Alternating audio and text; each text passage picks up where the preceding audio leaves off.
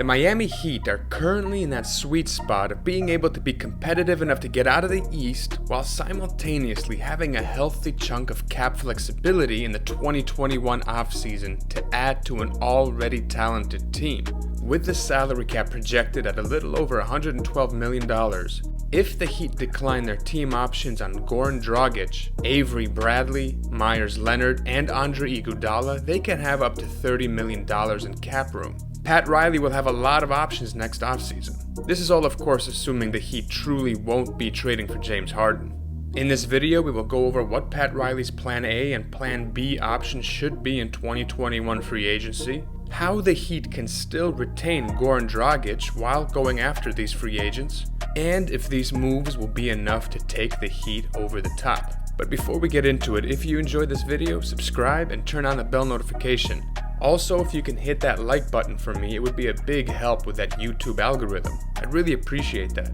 And feel free to leave your thoughts on how you think the Miami Heat should go about 2021 free agency. I do try and respond to most people. So let's jump right in. We all knew Riley was targeting Giannis in 2021 free agency, but he ended up making the wise decision of prioritizing Bam by giving him the max extension, which made it very hard for the Heat to offer up that full max contract for a player of Giannis' caliber. Plus, the Greek Freak committing long-term to the Bucks obviously officially put an end to those plans. There still will be some nice options for the Heat in 2021 free agency though.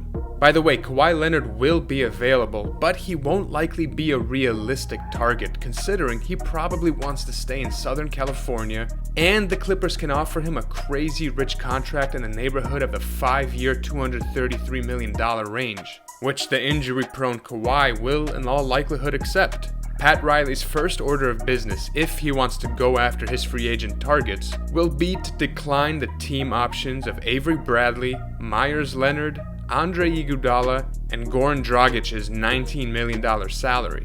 But I actually feel like letting Dragic go would be a big mistake.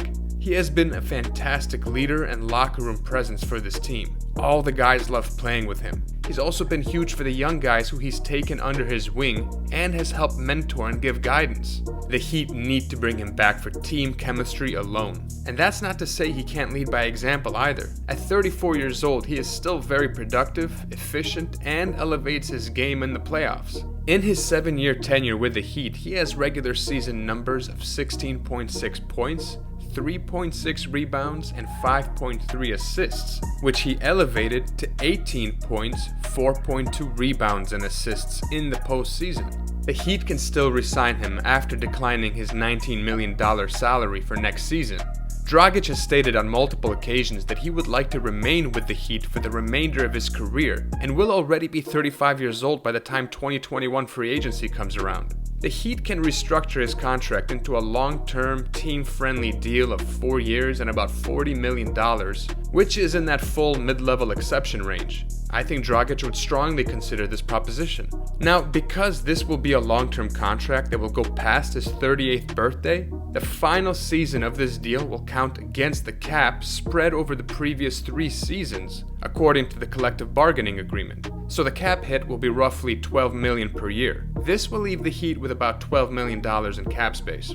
Now, in terms of free agency, what the Miami Heat need the most is to add a big man. They already have very good players taking up minutes in the 1 through 3 positions, which is why I don't believe Riley needs to go after guys like Victor Oladipo or Kyle Lowry. So let's go over what I believe should be Pat Riley's Plan A and Plan B options. Plan A for the Heat would be to go after the disgruntled restricted free agent John Collins.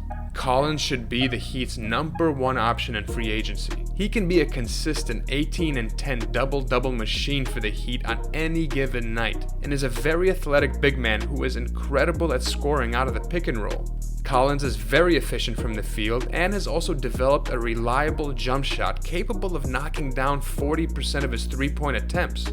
Collins next to Bam Adebayo could be a very nice combination for the Heat down low. Also, he will still be only 23 years old by the time free agency comes around and will fit perfectly with guys like Bam, Hero, and Robinson in terms of timeline. The question surrounding his game will be if the Heat culture can improve his defense. And I'm optimistic that it can.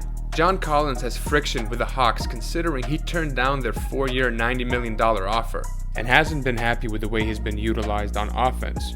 Collins stated that he is a max player in his opinion. The Hawks have shown hesitation in committing to him long-term at that number and may not match a substantial offer from an opposing team. Now, there will be teams who are willing to offer Collins a contract in that max or near max figure. There will be more teams with cap space than there are max players, and as we all know, it only takes one team.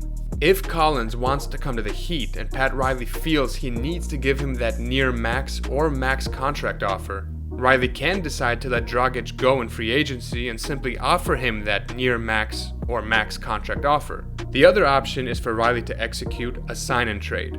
Now, I do think that Tyler Hero, Duncan Robinson, and even Precious Achiuwa will likely be off the table. But the Heat could still make a nice offer. They can easily find matching salary in Iguodala and his $15 million salary, a sign and trade for Kendrick Nunn, and say a protected future first-round pick. This is why Riley gave out so many team options this offseason. They knew that if they didn't have enough cap space, they would have to have matching salary for trade purposes on the books if it was required.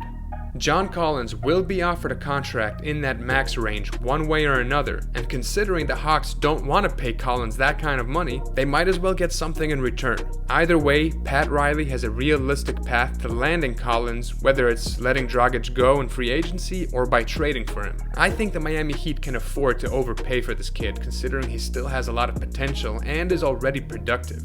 In case that doesn't work out, Miami can still have a very solid and more affordable Plan B option, which is Serge Ibaka. The 31-year-old vet would fit nicely next to Bam. Ibaka understands his role and what the modern NBA demands of frontcourt players. He has remodeled his game to fit perfectly in today's game. Ibaka is a legit 7-footer who is still a very good defender and rim protector, which the undersized Miami Heat should be looking for. He is also a very capable outside shooter and a great locker room presence. Ibaka is currently underpaid in my opinion, making just under $10 million with the Clippers, and will likely be opting out in the offseason. The Heat can offer him a 2-year deal in the neighborhood of $30 to $34 million with a team option for the second year, which will be fair value to what he brings to the table. I believe Ibaka would strongly consider this great offer to join a contending team. Duncan Robinson will also be a restricted free agent, and Riley for sure will be bringing him back. Robinson is incredibly important to Miami's offense and is someone that they can't afford to let go. He won't be cheap, but he'll definitely be worth it. I believe that these moves, in addition to internal development, could very well take the Heat over the top and make them the favorites to get out of the East year in and year out and realistically even win a championship. What do you guys think the Heat should do in 2021 free agency? Let me know down below, as I do try and respond to most people the first week the video is up. And once again, if you enjoyed this video, subscribe and hit that like button. Till the next one, guys, I'm out.